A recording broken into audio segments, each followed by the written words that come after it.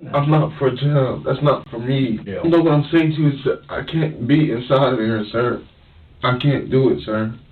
I don't do the right thing, but please, sir, I can't go to jail. Sir, I can't do it, sir. I can't do it. I can't do it. Please, you take these off of me and take me home. Let me see my kids.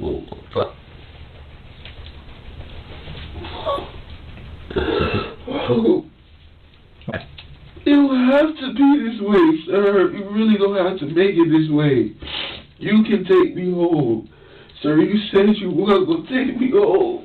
Sir,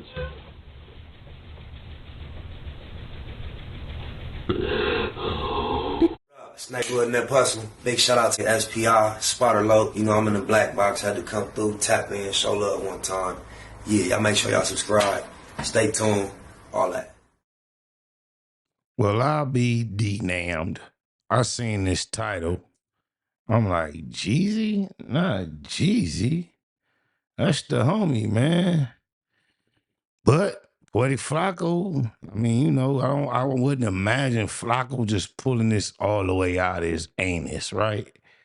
I'll say where there's smoke, there's fire usually. But Flacco do got some bush in this program.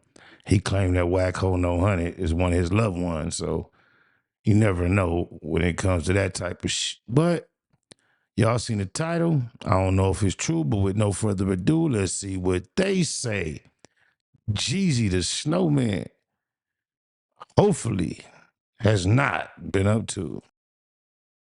Young Jeezy has been outed as a rat, has been outed as a cooperator. This time, he wasn't outed by Blue Da Vinci or Gucci Mane, his usual ops. No, he's been outed by the FBI themselves. The snitching allegations on Jeezy is actually centered around the two biggest. They don't get much deeper than that. That's deep. Storylines of his career: his beef with Gucci Mane and his association with BMF. Back in 2005, when Gucci Mane and Jeezy was beefing, their beef actually led to somebody being murdered, a man called Pooky Lo, which was really good friends of Jeezy. Now, the publicized story of this is Gucci Mane caught the body in self-defense. However, Gucci Mane was initially charged, then it was dropped due to self-defense, and we learned all about Gucci Mane's legal troubles due to this murder. But what's not told is that murder of Pooky Lo actually got Jeezy on the Feds' radar. And the Feds actually blamed Jeezy more for that murder than they blamed Gucci Mane. If you guys are kind of blurry about what exactly happened between Gucci Mane and Jeezy, let me, redraw your memory real quick. With Gucci Mane and Jeezy leading the way in Atlanta rap, it was only inevitable that a collab would come soon. In 2005, Gucci Mane and Jeezy would record 2 songs together. The first song was Black Tees, which was a response to Dem Franchise Boys' hit song White Tee, and the second song was So Icy, or just Icy. So Icy would go crazy in the streets almost immediately, and would then be featured as the main single on Trap House 1. The song was such a massive hit that even high schools across the country banned the iconic snowman tee that Jeezy wore in the video. But as time went on, rumors surfaced that Jeezy may have been upset with how things went. Although it's still not 100% clear why Jeezy was upset, we can assume it has something to do with the fact that he wanted the song to be on his upcoming album. He quickly took to the studio to release a diss track. That song was hella hard and Jeezy hella killed it. Oh, my mom need about an hour. Hop off in the shower. Take it too long. Bring it back. That's hard. Titled Stay Strapped, where at the end of the song he would put a $10,000 bounty on Gucci's So Icy chain. Real talk, I got a bounty on that shit. 10 stacks, man. You know Jeezy pay. Jeezy would start to distance himself from Gucci and cause some strain on their friendship. Gucci would also get upset at the fact they could never perform their song live, which he felt they were missing out on a huge part of promotion. Because once again, this is in the days where live shows made a huge impact on getting your music heard. But Jeezy didn't stop and he continued the beef. Over the coming weeks, the petty beef would turn into something much more. One summer evening, Gucci would go home with a stripper after a party, just a month after the So Icy hit dropped. 5 men stormed the home where Gucci was staying, armed with pistols, brass knuckles, and duct tape. They would get into a physical altercation, pistol whipping the stripper and hitting Gucci in the face. One of the men allegedly yelled, "Shoot him." Upon realizing his life was at risk, Gucci shot back. Some people say he reached for his gun, where other stories say he may have disarmed one of the men and took his. He shot the gun, killing one of the men as the others ran off. 3 days would go by until someone found the body of the deceased man in the woods behind an elementary school. When the smoke cleared, authorities identified the man as Pooky Lo, one of Jeezy's prodigies under his CTE label. After 9 I ain't gonna lie, he don't sound like AI, but when he say lock, make you think it is. But I done sat at some table with some white people, some rich ones, having a business meeting, and they wanted to convince me that they did their research and was very familiar with who they was, and they kept telling me, oh yeah, we know all about Spider Lock. Like, matter of fact, we had our guy, he we gave him a call, like, hey, we're right here at the table with Spider Lock. They just kept saying it, so you don't know if that's AI or not. He has a natural sounding voice to be AI. days, Gucci Mane would turn himself in, claiming self-defense. He released a statement saying he's not a murderer, but he was scared for his life, and he had to be a man about it. For some reason, Jeezy has always maintained his innocence and denied that he sent men to kill Gucci. He's always says he's innocent. However, the fans wasn't buying it, Gucci wasn't buying it, and the feds weren't buying it. Stay with me, okay? At this point in Jeezy's life in 2005, everything was going downhill for him. His homie died trying to kill Gucci. His crew that he was rolling with at the time, BMF, well, they got indicted for a RICO. Now, everybody got indicted but Jeezy. And a lot of people was very confused about that because even Blue Da Vinci got indicted. And Blue Da Vinci, you can probably make an argument, was around BMF just as much as Jeezy was around BMF. Well, Blue Da Vinci did a KINGPIN interview a couple of years. Blue Da Vinci was around BMF way more than Jeezy, just for those that don't know. Years ago. And during this interview, Blue Da Vinci broke down how Jeezy got out of being indicted with BMF when the feds initially came and indicted Big Meech and everybody associated with BMF. In the grocery store at the line like, ooh, old white lady, do you know that Gunna told you was a bitch? Like all that shit, bitch ass shit. I'm cut from a different cloth. I'm cut from the cloth that you got your information on whoever is the rat. And you got it in black and white and you understand what went on with such case or whatever, you feel me? So, you know, when it come down to me, it's just different. Was Jeezy in the paperwork? Hell yeah. Yeah. I mean, it's public information. You can look up right now on your phone. Man testifies about Jeezy's cocaine selling. Type in your phone something like that. You're going to see one of the who name it Lights. Ralph Sims, the same that told about the limo that tried to say I told. Ralph Sims, Ralphie. Told on Jeezy, told everything Jeezy ever did. Jeezy had like 12, Jeezy had more statements on him than me. What you talking about? But nah, he didn't get indicted because he did some more other shit. I feel like that. I know some things he did, like he turned Meech's cars into the feds. That same Porsche truck and that Ferrari I was talking about a while before he came to Miami and doing some lie detector tests about this gun case he caught one year in 2006 when I went to go meet him. We had a shootout, not against him, but some other, like when me and him start trying to talk, some other popped it off with us and we ended up having a shootout and he ended up going to jail for a gun. If anybody is familiar with that Miami case, him and Twin came back to do a polygraph test. He talking about 7'6" Twin. Where Twin at, cuz? Each the deal, foolie.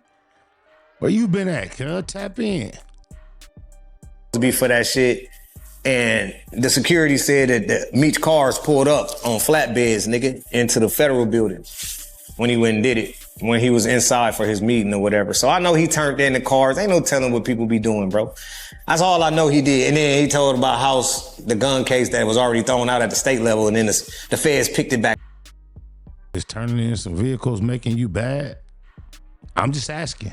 I'm not saying it do. I'm not saying it don't. I'm asking. I'm curious. I'm genuinely curious. So everybody look up Big House. You look up Big House. He was a security for Jay-Z. He was a security for Big Meech. He was also a security for Young Jeezy. Yeah, Jeezy put the people on his ass and he'll let you know you look him up, he talking his story and you know, you got all these people with these accounts of these people that's out here. Sorry, y'all, I just be the bearer of bad news because 10 years go by and people act like they ain't never heard nothing, don't know nothing. Like, hold on, the selective politics shit gotta stop. If you look at that BMF indictment, they were indicting people, I'm talking about at the low level, just an association, right? Yo, you was claiming BMF Rico. Yo, there were people on that case who did like 2 years or 3 years for like low level involvement with BMF. But Jeezy, who was with BMF on a daily basis, was not charged. Now, this story has been told by Blue Da Vinci and other members for years, but because they are at a point in their careers where they aren't as successful as Jeezy, it's always been looked at, man, they hating. Now, Blue Da Vinci would also give another point, like in his interview. At the time he believed, or where he began to think, oh yeah, Jeezy is cooperating with the feds, was with the records and the contracts, right? So Blue Da Vinci was trying to get off the ground, trying to get the music hot again. He had a record with Jeezy. Now, Jeezy was supposed to clear the record, sign the contract so it could go. He dropped the record and the record got pulled from the radio. That's because Jeezy never signed the contract. And he pursued that. And you're about to hear him explain how the pursuit of trying to get Jeezy to sign that contract led him to think, oh, you're cooperating. And I pushed the record out. It was on Koch. It was getting promoted and all the shit. It was getting promoted correctly. All the numbers was right. I was like 300 and some spins a week on my BDS at the time.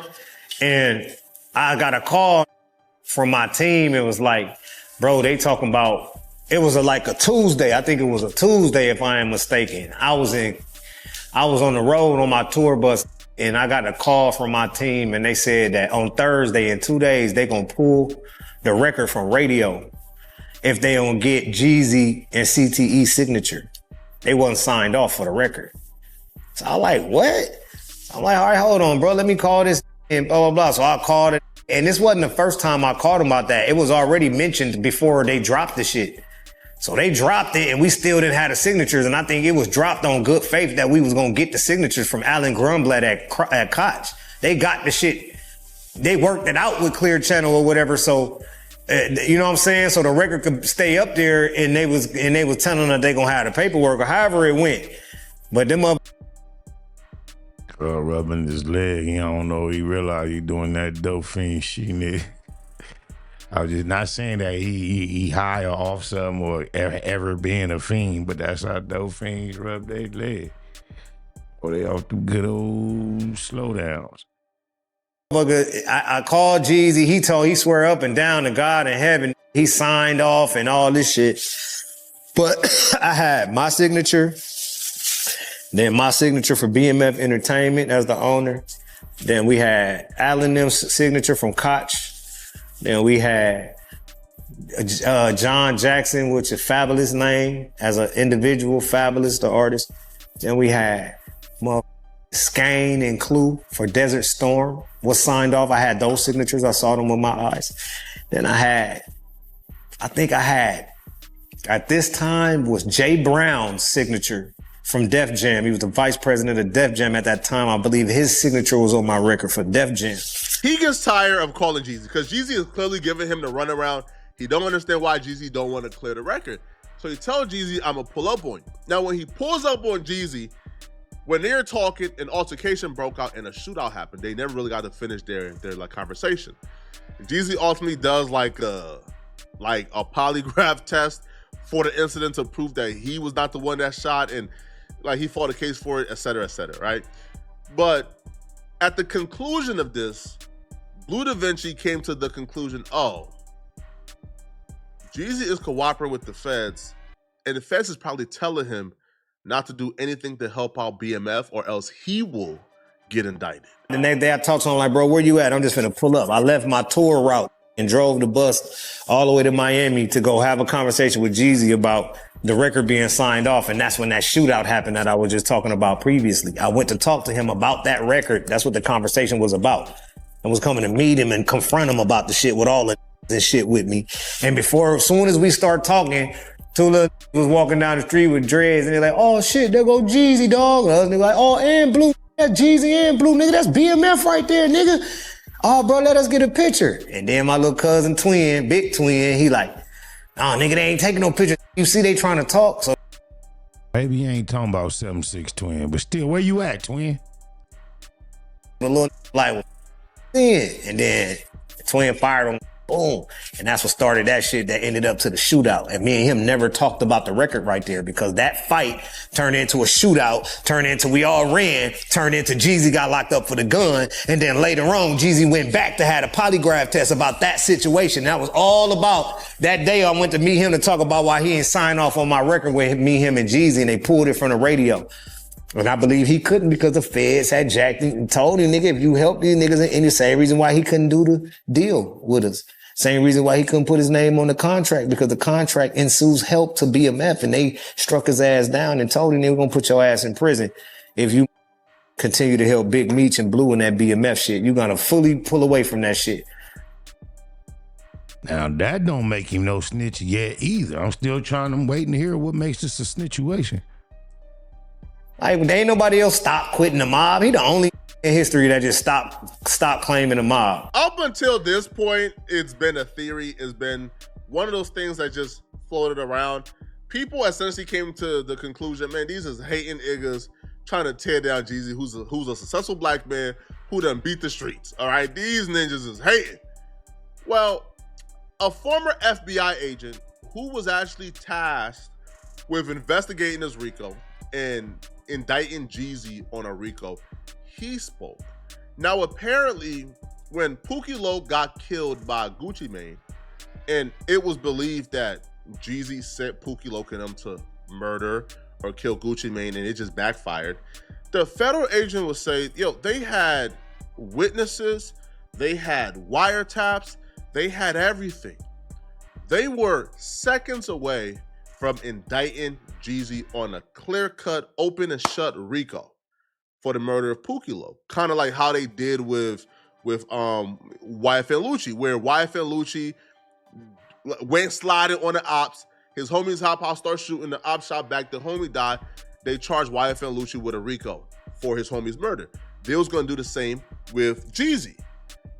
But the FBI agent would say something very odd happened that stopped all of that. Yeah, I'm not going to say the guy's name because he's pretty famous, and to be fair, he was never charged with a crime. But we had these two rappers in Atlanta in the early 2000s, and they were beefing with each other, trading diss tracks, the whole thing. Then rapper number one, the famous one, orders his goons to go beat up rapper number two and steal this gaudy gold and diamond necklace he wore in all of his videos, and that's where it got interesting. The goon squad shows up at rapper number two's place. He pulls a gun and starts shooting. One of the attackers gets hit, makes it about 200 yards away from the house before he drops dead.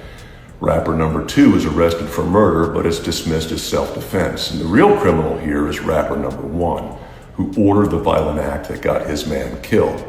I had the phone records and two witnesses prepared to testify for what would have been a rock-solid Rico murder case. But for reasons that were never explained to me, the U.S. Attorney's Office declined prosecution, and rapper number one went on to have a phenomenally successful career.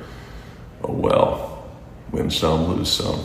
Obviously, he's implying that Jeezy told, because the fans just... That's the implication. Still ain't no proof.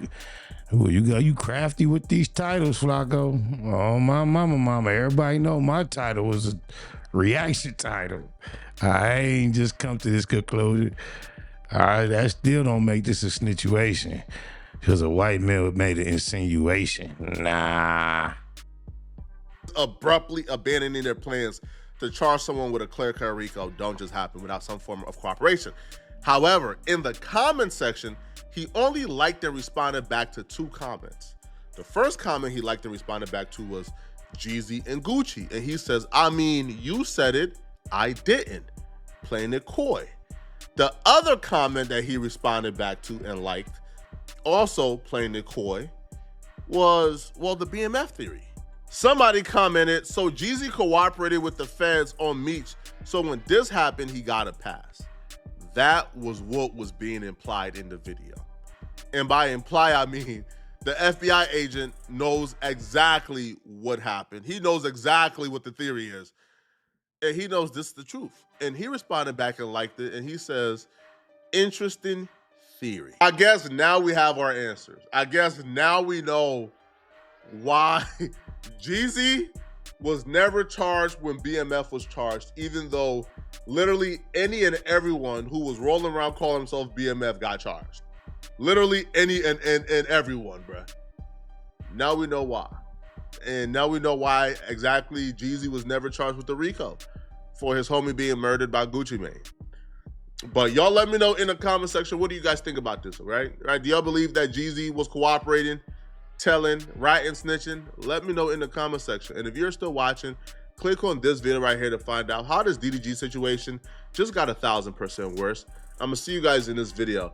I'm the one setting precedents everywhere. Now I'm feeling like I made it. I'm looking up. All my friends are mostly entertainers. I still got street friends, don't get me wrong, but all my friends, I'm in the entertainment door. I'm in that realm now. Now I'm finna start making a lot of legitimate money. Bitch, you run my name, it come back 100. Ask Big U, top dog, whack 100.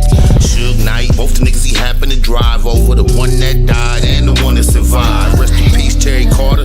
What up, Bone? It's the perfect type of beef for me to nut up on. Used to holler at the plug like, what up, Holmes? Cop 9 zones, go home and cut up stones. No extras on nothing, just saying what I say. From Compton and LAX, Cam with a K. Mayo over mustard, whiter than Ajax. And Trag Newport, getting high with AWACS. Nominated most Easty, yes I accept it. Q, Mac and Dub, I'm West Side connected. Used to flood to swap me with my CD copies. Niggas nutty on my block like BG Nuggies. All I ever did was keep it hood. All I ever did was keep it G. These niggas ain't never like me. That's something I never understood. All I ever did was keep it hood. All I ever did was keep it G. These niggas ain't nothing like me.